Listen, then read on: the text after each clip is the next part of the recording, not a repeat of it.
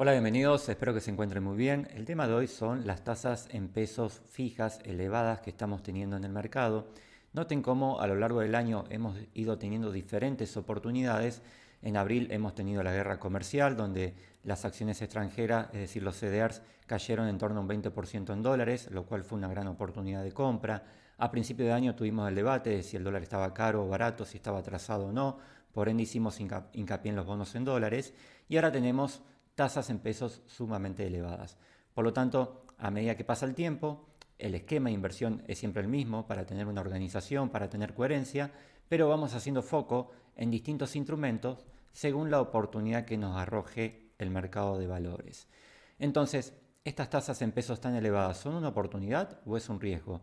Cuando algo es tan generoso, cuando la rentabilidad es tan elevada, es lógico que se despierten sospechas si aquí hay un riesgo de devaluación o un riesgo de alta inflación. Bien, para entender un poco qué está pasando, en pocas palabras, el Banco Central eliminó las LEFIs.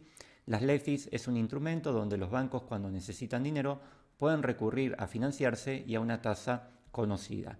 ¿Por qué un banco necesita dinero? Bueno, supongamos que vamos a retirar nuestro plazo fijo que venció o que vamos a sacar un préstamo, el banco necesita disponer pesos. Si no dispone de pesos, fácilmente los puede obtener a través de una LEFI. Como ese instrumento no está más, al banco no le queda otra que utilizar otras alternativas, como pedir dinero prestado a otro banco, si el otro banco dispone de dinero. Si el otro banco no dispone de dinero, tiene que ir a tomar caución. Nosotros también, como inversores individuales, podemos tomar caución si tenemos una cuenta comitente calificada. Y como los bancos demandan grandes cantidades de dinero, la alta demanda por caución hace que el costo del dinero suba, es decir, que las tasas de las cauciones se eleven. Por eso estamos viendo tasas elevadas. Otra alternativa es vender anticipadamente una LECAP. Como no la puede esperar a vencimiento, la convierte a pesos vendiéndola en el mercado. Vender una gran cantidad de LECAP incrementa la oferta y eso baja el precio de las LECAP. Como en todo bono, al bajar los precios, la rentabilidad que ofrece el instrumento sube y tenemos una oportunidad para invertir a mayor tasa, ¿sí? ¿Por qué son tasas elevadas? Porque están muy por encima de la inflación proyectada. La inflación que proyecta el Banco Central a 12 meses es del 21%, estamos hablando de tasas mayores al 40%, es decir, estamos obteniendo una rentabilidad que duplica la inflación. Por ende, nuestra ganancia real, es decir, toda aquella ganancia por encima de la inflación, es sumamente elevada. Aquí traigo una captura de lo que son los plazos fijos. Bueno, Banco Nación está pagando el 44% de TNA, muy por encima de la inflación proyectada. Cuando analizamos tasas, personalmente veo la TNA, tasa nominal anual. También está la tasa efectiva anual. Esa tasa indica la rentabilidad que obtendríamos si vamos reinvirtiendo los intereses, es decir, si hacemos interés compuesto.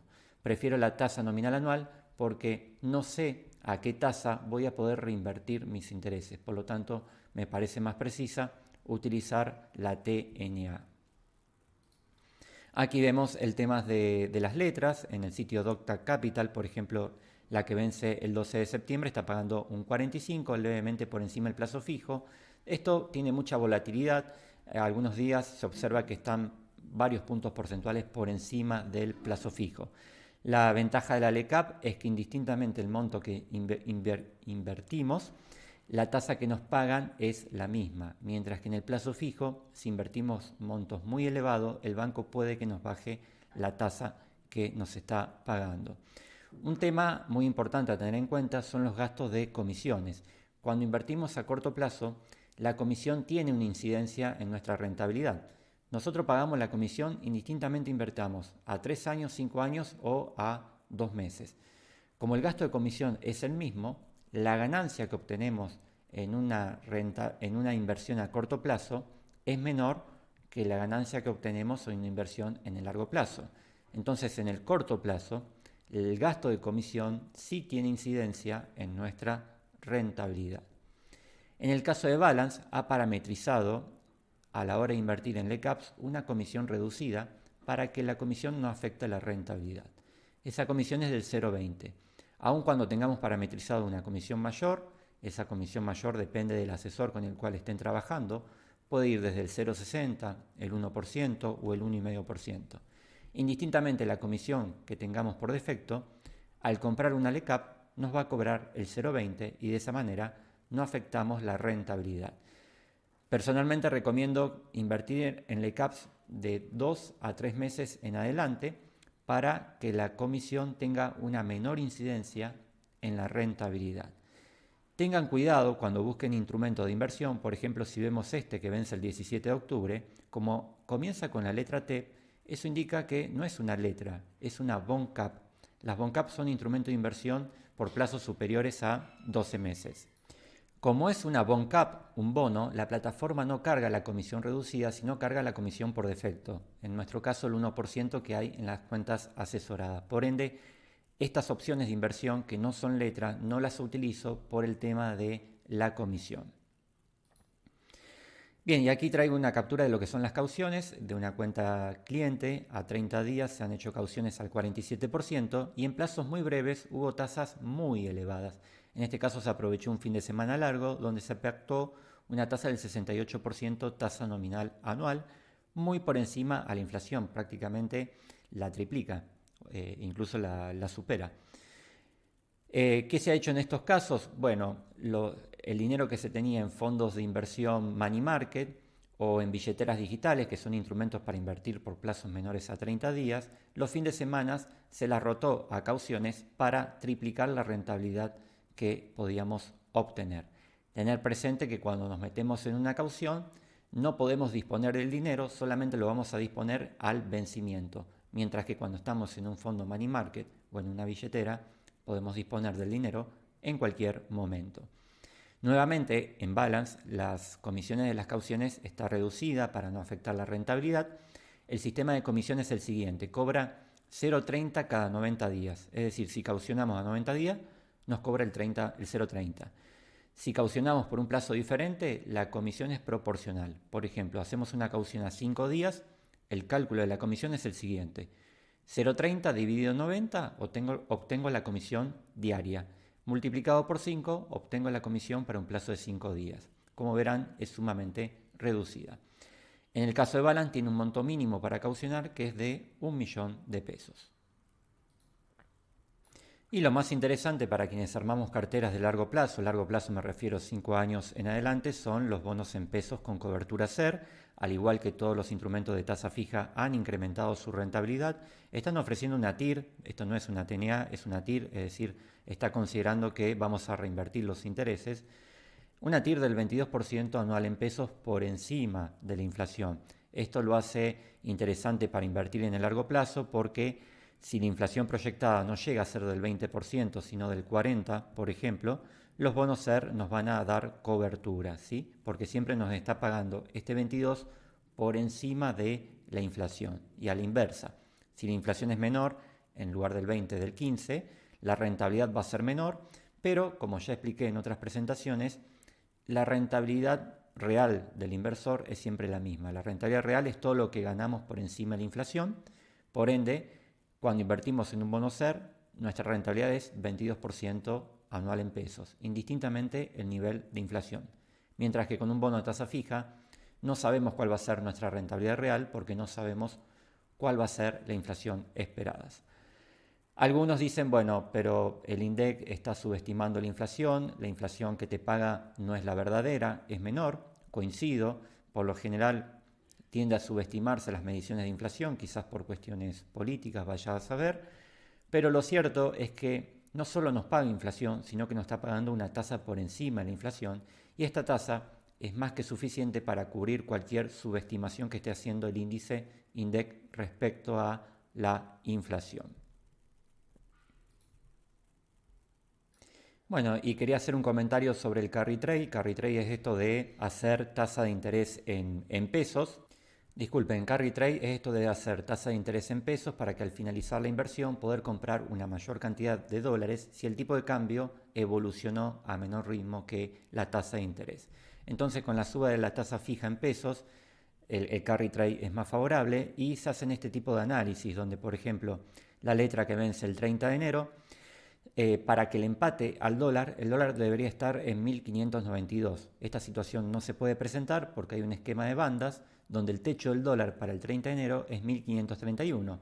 Entonces, a primera vista, si compro esta letra del 30 de enero del 2026, le gano seguro al dólar.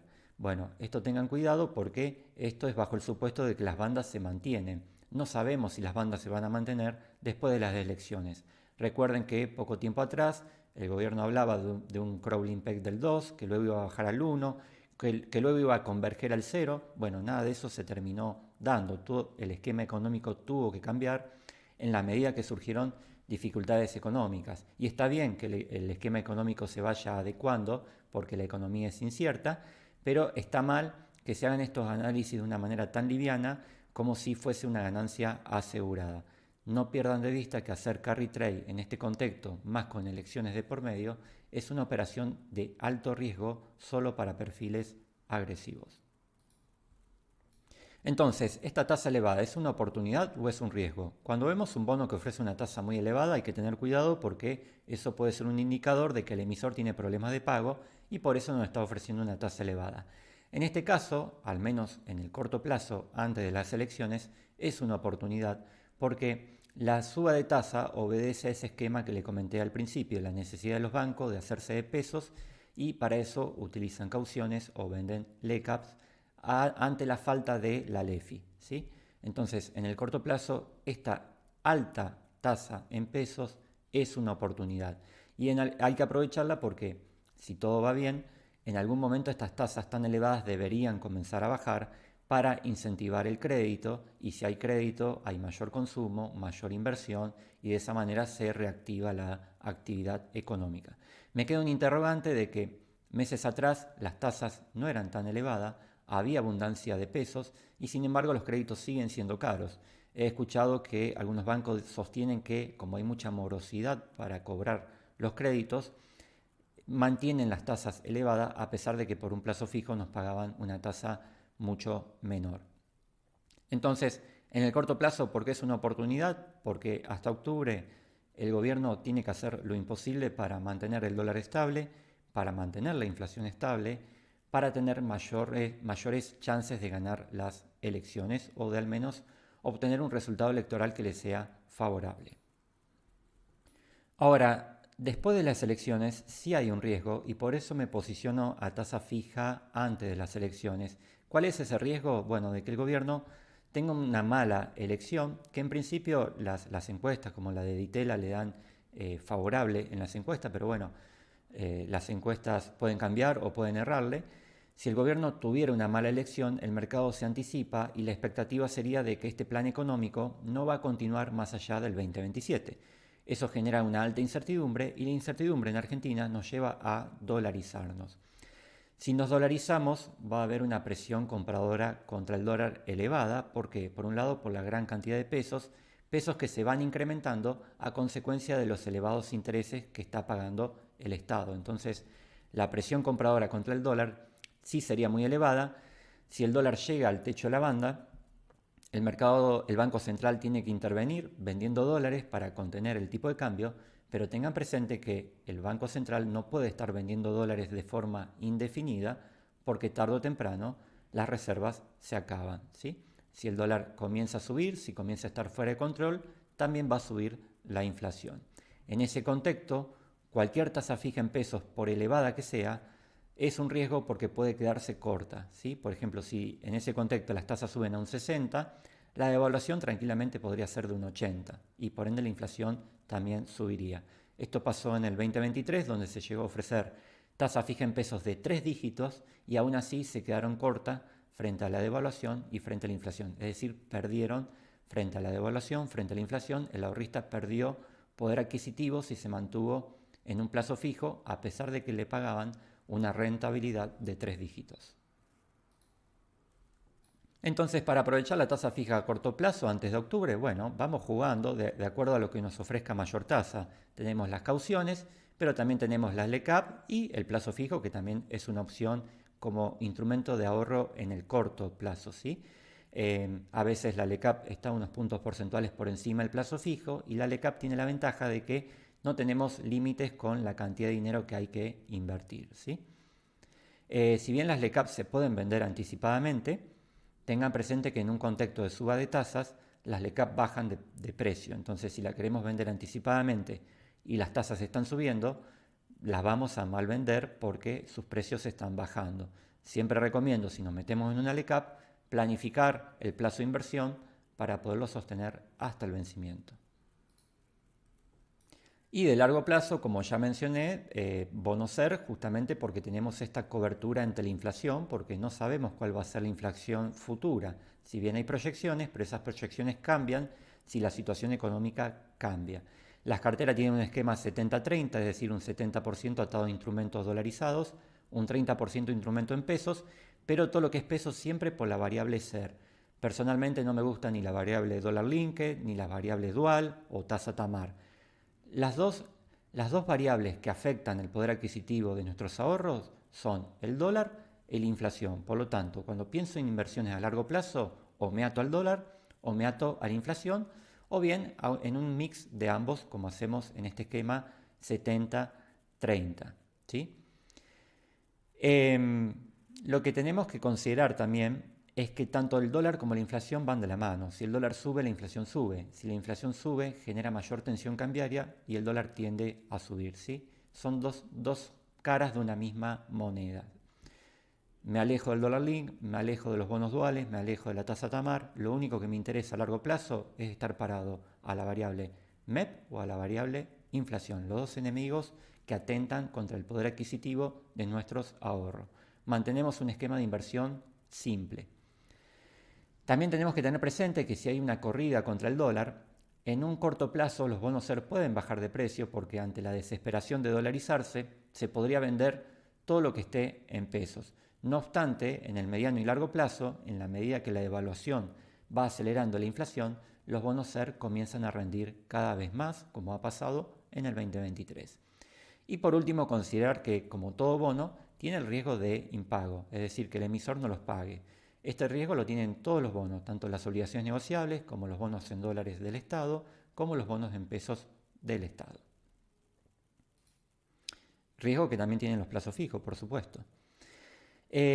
Siguiendo en cómo invertir para lo que es nuestro fondo de emergencia, es decir, esa reserva que sí o sí mantenemos cuando invertimos a largo plazo, porque si hay un gasto imprevisto y no tenemos hecho una reserva, tenemos que malvender nuestras inversiones de largo plazo.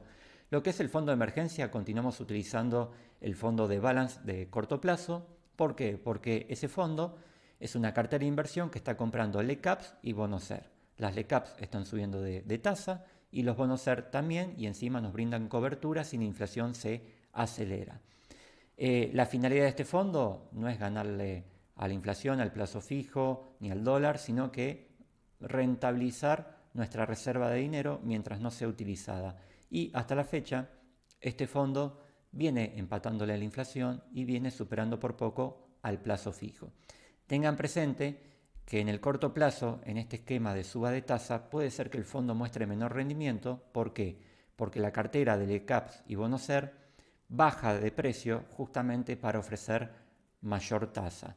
Pero luego el fondo sigue comprando esas LECAP y esos bonos SER y con el tiempo, por comprarlas a menor precio, les va a dar mayor rentabilidad al fondo de inversión que se propone, que es el balance de corto plazo, ahorro corto plazo.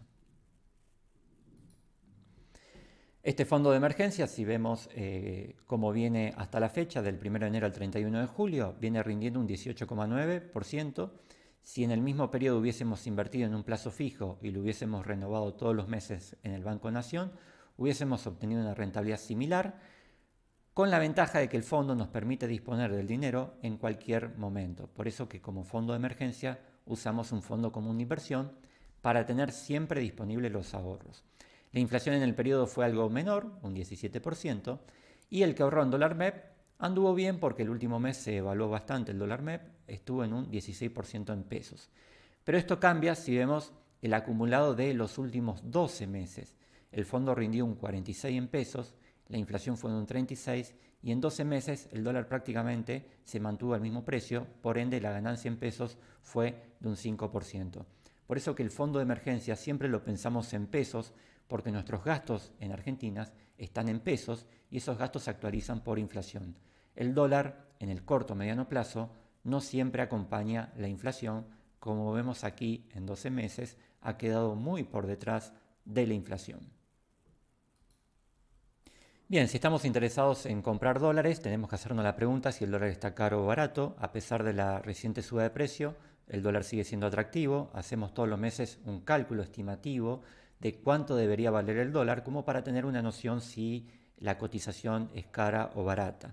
Para hacer ese cálculo ya hemos hecho videos sobre este tema, lo podrán encontrar en la descripción de esta presentación. Tomamos el índice de tipo de cambio real multilateral del Banco Central y le sumamos la inflación del INDEC. Para lo que es agosto nos da un tipo de cambio de 1.475, es decir, hasta este valor estoy dispuesto a pagar para dolarizarme. ¿Cuánto está hoy el dólar MEP? Al 17 de agosto está en 1.308, por lo tanto, a pesar de la suba, fácilmente concluyo que el tipo de cambio sigue siendo atractivo.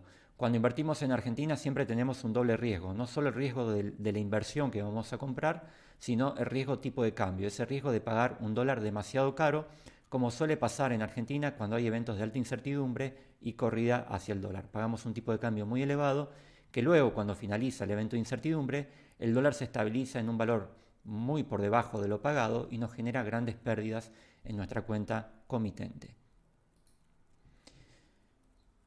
Bien, ¿en qué situación comprar o invertir en dólares? Bueno, para transacciones, como por ejemplo viajes, tengo que hacer un viaje dentro de los próximos meses, necesariamente voy a necesitar dólares, por lo tanto compro dólar billete y sé que ese tipo de cambio sigue siendo razonable. Cuando invierto a largo plazo, por largo plazo entendemos 3 años o 5 años en adelante. Ahí, como comenté, el esquema, por ejemplo, de cartera de retiro es 70-30, 70% en activos dolarizados. Por ende, cuando compramos esos activos dolarizados, chequeamos que el tipo de cambio no sea caro. Y si el tipo de cambio es demasiado bajo, hacemos más foco en comprar inversiones dolarizadas. Hoy estamos haciendo más foco en inversiones en pesos, justamente porque la tasa es sumamente elevada. Si tenemos que ahorrar para metas específicas, 2 años o menos, como cambiar el auto, por ejemplo, ahí hacemos un 50 y 50, es decir, 50% dólar, 50% pesos ajustado por inflación. ¿Por qué? Porque en periodos relativamente cortos el dólar no siempre supera a la inflación. No obstante, esto va a criterio de cada uno. Si te sentís cómodo ahorrando 100% en dólares, ahorra en dólares, pero verifica que el tipo de cambio a pagar no sea excesivamente elevado. Sobre todo en momentos donde hay mucha tensión, donde hay mucha corrida hacia el dólar. Bien, esto ha sido todo. Espero haber sido claro, que les haya ayudado a aclarar un poco el panorama de en qué invertir en este contexto de tasa fija en pesos elevadas. Como vimos, en el corto plazo es una oportunidad. Pasadas las elecciones hay que tener precaución, por ende sugiero posicionarse tasa fija en pesos hasta octubre. Les dejo mi dato de contacto por si necesitan asesoría para invertir en bolsa. Muchas gracias por su tiempo y nos vemos en la próxima presentación.